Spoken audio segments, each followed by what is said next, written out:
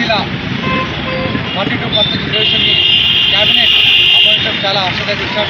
దీనికి ప్రత్యేకంగా తాండూరు నియోజకవర్గ బీసీల తరఫున రేవంత్ అన్న గారికి ప్రత్యేక ధన్యవాదాలు.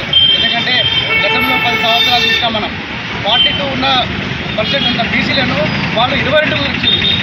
ఎందుకంటే బీసీలు ఎదగొచ్చు, ఇక్కడే వాళ్ళని అలరూపాల విధంగా వాళ్ళు ఆ రోజు బీఆర్ఎస్ ప్రభుత్వం వాళ్ళని బీసీలను పెట్టడం జరిగింది.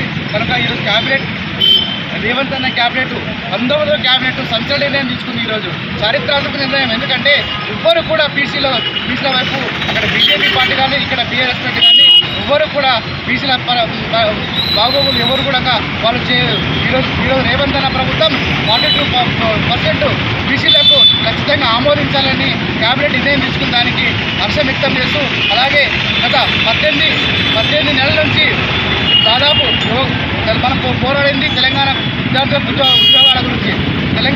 తెలంగాణ ప్రభుత్వం రేవంత్ అన్న ప్రభుత్వం 60,000 ఉద్యోగ అవకాశాలు యువకులకు కల్పించడం జరిగింది.